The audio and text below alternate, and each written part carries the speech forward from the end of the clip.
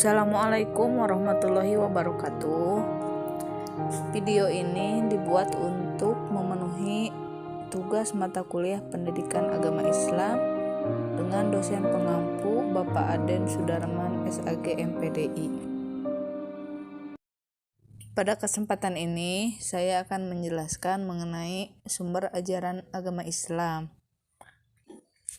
Sumber ajaran Islam ialah segala sesuatu yang dapat dijadikan acuan, pedoman, dasar dalam menjalankan syariat Islam.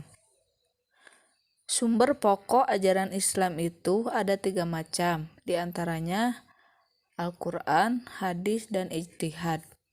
Dari karangan para ulama, sumber paling utama itu adalah Al-Quran dan Al-Hadis.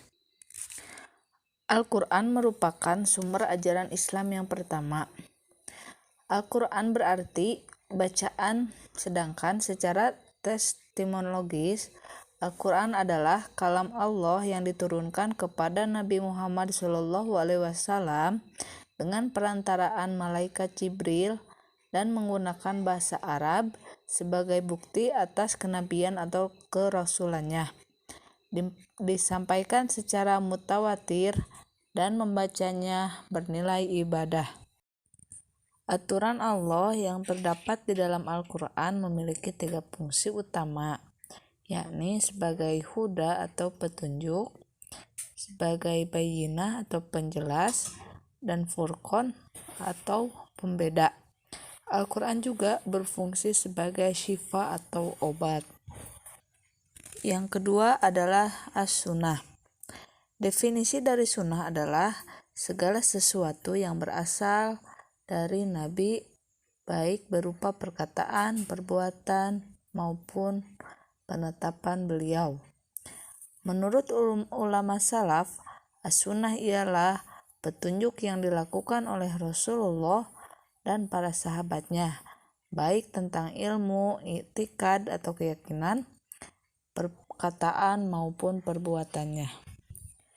Fungsi dari sunnah yang pertama, sunnah merupakan sumber hukum kedua. Yang kedua, sunnah berfungsi sebagai bayan atau penjelas terhadap Al-Quran.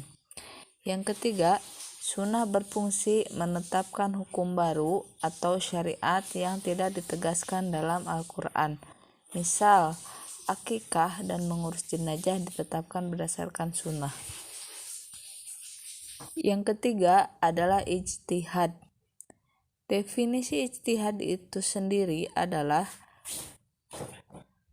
bersungguh-sungguh, sedangkan definisi secara terminologis adalah mencurahkan segenap kemampuan berpikir untuk mengeluarkan hukum syar'i yang praktis dari dalil-dalil Al-Quran dan Sunnah, dan orang yang melakukan ijtihad disebut mujtahid.